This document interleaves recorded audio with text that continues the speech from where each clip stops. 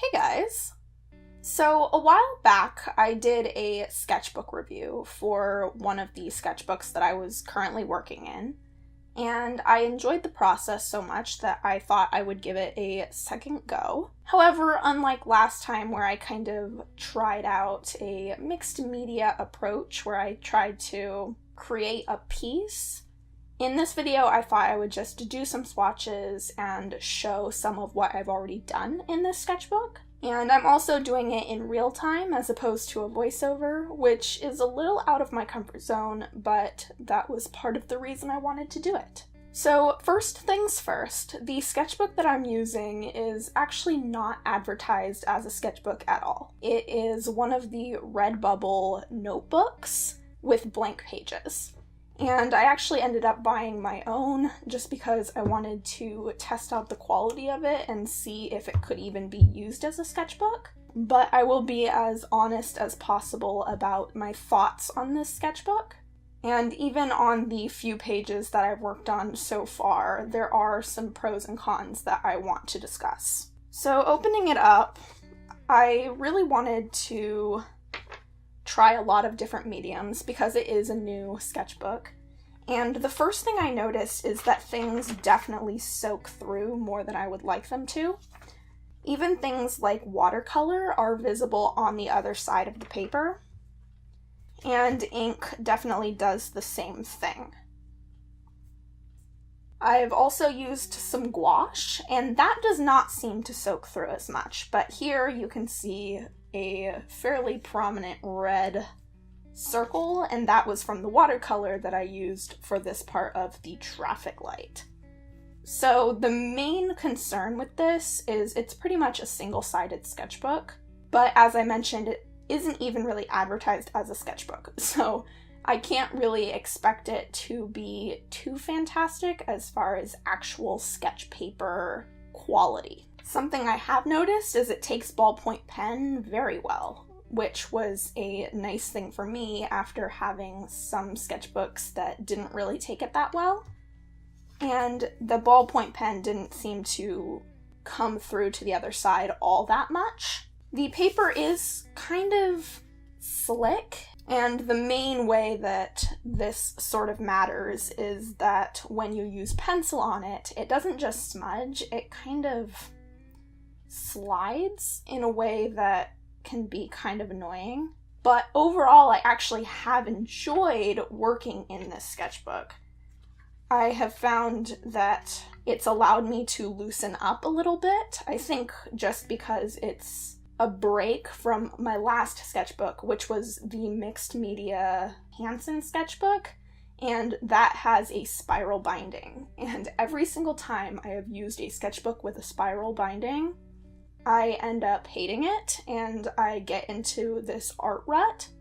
So for me, that is a pro for this sketchbook, is that it lays fairly flat. Not perfectly flat, especially later in the sketchbook, it seems to want to pull up, but it lays flatter than something like, say, a spiral-bound sketchbook. Flipping to the back, I've kind of done some little scribble sketches here, but I am going to zoom in and do a few swatches in real time, just for my own sake and for the sake of the video. And basically what this is my pencil case, and I took all of my everything that was on the table downstairs where I normally work, and I threw it all in here. But I decided not to sort through it because, being as real as possible with you, this is my life.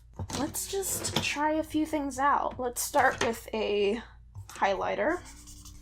Seems to work as a highlighter should. If you saw my last video on my kind of exploration in the realm of cyberpunk, you will have noticed that neon made a big appearance in that video, and I have been experimenting with highlighters to give me that kind of effect in my actual sketchbooks. This is a zebra sign pen.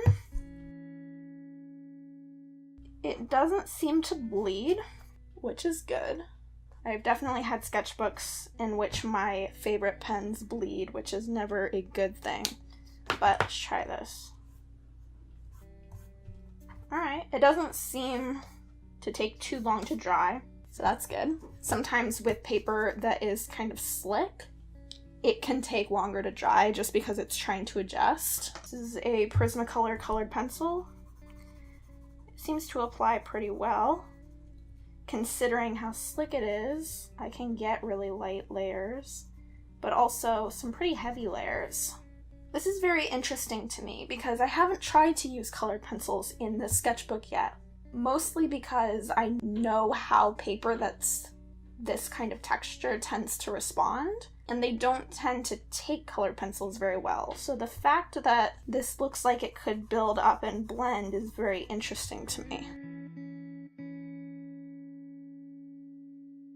Not the greatest blending application here, but I was just trying to see if the colors mix, and it appears that they do. Alright, well if those work, I definitely didn't try a coal erase pencil because those have a hard time applying to most papers. Except for this one.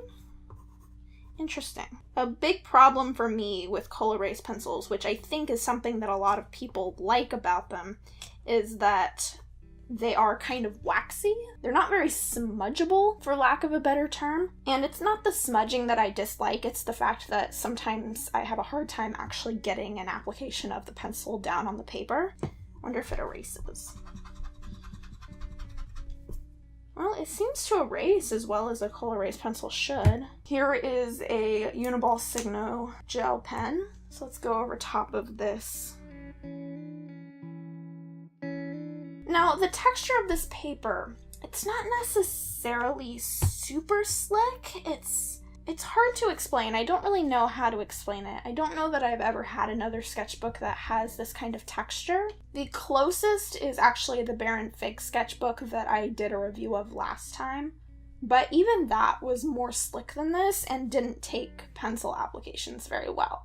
So even though I was kind of comparing this sketchbook to the Baron Fig sketchbook in my head, it doesn't appear as though it takes mediums in the same way. Let's try a Sharpie pen.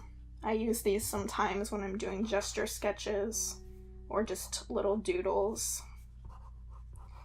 And it works. It feels kind of scratchy, but it might just be the pen itself. I know I've worn down a lot of these pens over time.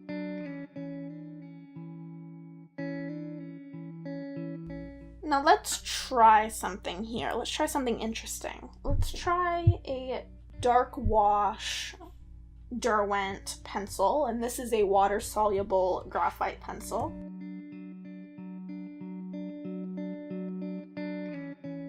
So it seems that it definitely dilutes the pencil, but I'm going to assume that this is going to soak through in the same way that the watercolor I've already used in this has. Yeah. This is a pen that I don't use ever. It is a Sakura Micro Perm pen in 05. And that definitely soaks through. It seems to soak through worse at the ends of lines, which I'm assuming is just because I held it there for a little too long.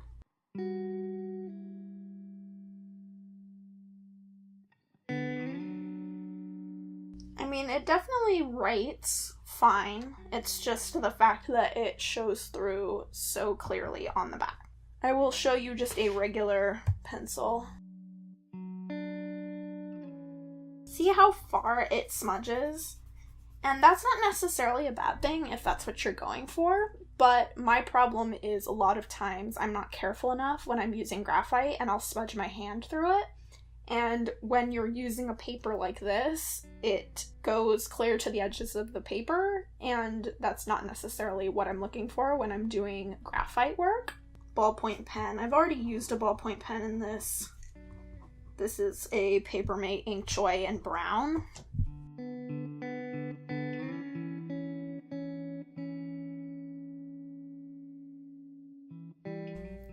And the interesting thing is that this paper does allow you to use ballpoint pen, whereas that was a big thing with the Baron Fig sketchbook, is that it did not want me to use ballpoint pen at all.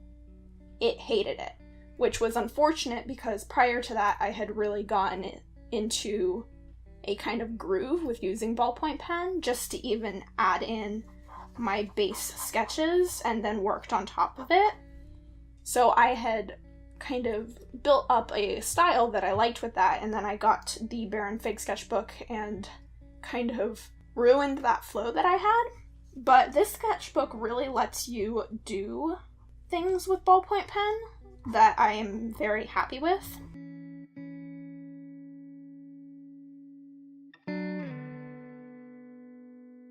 So that is a bonus as far as I'm concerned.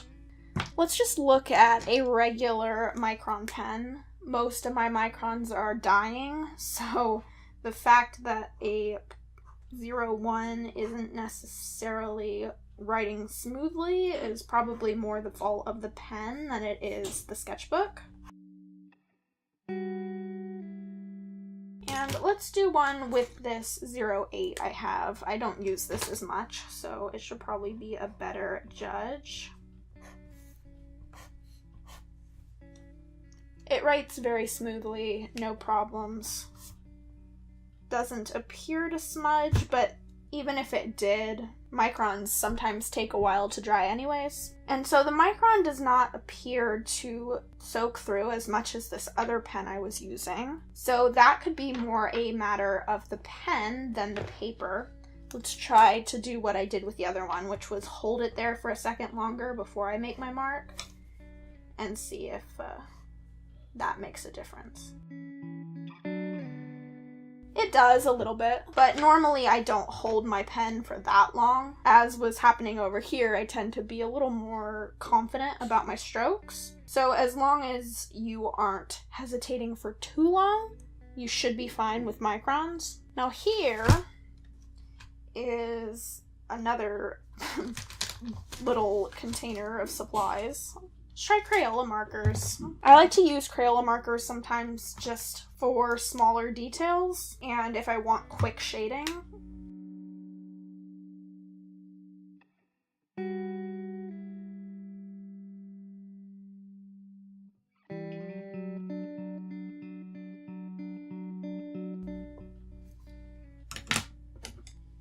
So the gray seems to work fine, just adding. This is exactly what I tend to use these for, is if I'm doing little doodles and I just want some quick, something in there quick.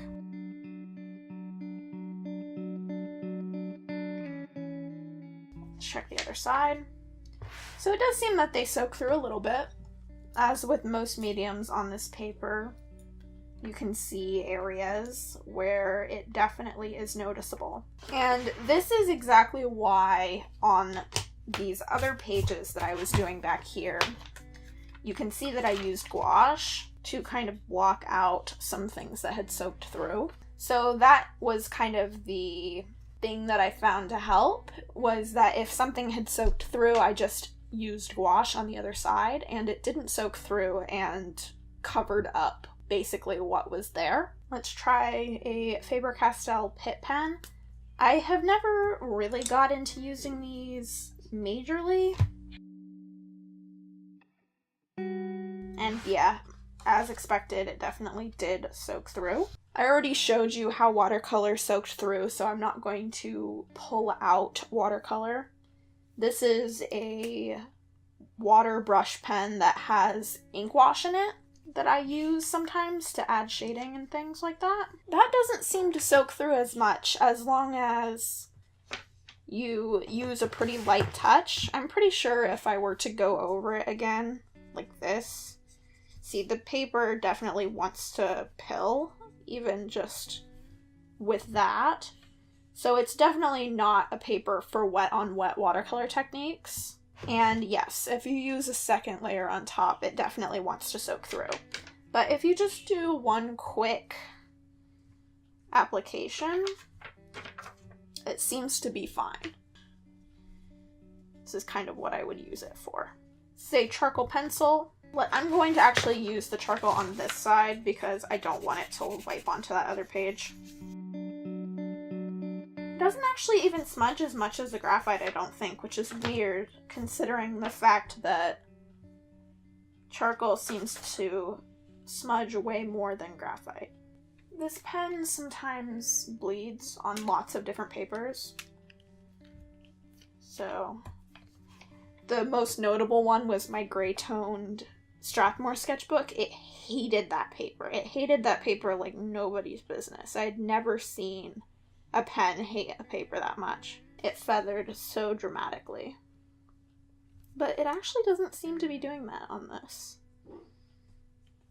This is a sepia tone pen. I don't know what it's called because it's all in Japanese. It's one of those pens that I haven't used nearly as much as I wanted to, just because it doesn't like a lot of papers. So the fact that it's not trying to feather out on this one is interesting to me. These are the pens that I've recently become kind of interested in. These are Pilot Precise V5 pens, and I bought them to use for my bullet journal, but I have been kind of doodling and drawing with them, so I'm going to assume this is also going to bleed through. It bleeds through most paper. It's a very heavy ink. It doesn't apply very lightly. Kind of. Not that bad, really, but it's not completely invisible like the microns seem to be. And then speaking of inks, that's how I'm going to finish this off, I think. I'm going to try a couple of different inks in actual bottles. I'm going to do a flat out black Speedball ink, and this I'm almost 100% positive is going to bleed through. It just does that.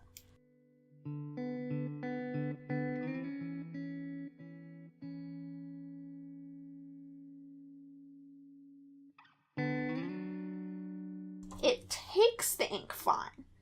I don't feel like it's taking it any differently than any other sketchbook I have tried to do this on. But I'm almost 100% that it's going to have bled through. It definitely bled through. But I was expecting that, so that's fine. It's just black ink. So I thought I would try one other ink just to see if it was black specifically that bled through or just all ink wants to bleed through. So this is a gold ink that I haven't really ever used.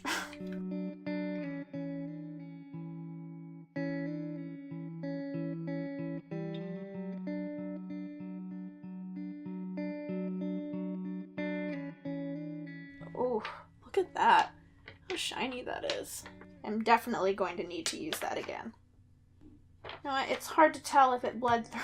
It's hard to tell if it bled through because the black ink already bled through. It doesn't actually look like it did. So it could just be the black ink that wants to bleed through. Or perhaps this is just a thicker, more paint-like ink, which it kind of applied as such. So that could also be the reason that it did not bleed through. Let's try my Pentel pocket brush just to see. Is it black ink? Large amounts of black ink? Yeah, it kind of appears so. It almost seemed to soak into that ink. That's weird. It almost seems like, I don't know if you can tell, but I applied that black ink on top of that gold ink and it almost seems like it sunk in, which is very bizarre. That gold ink really wants to be on top.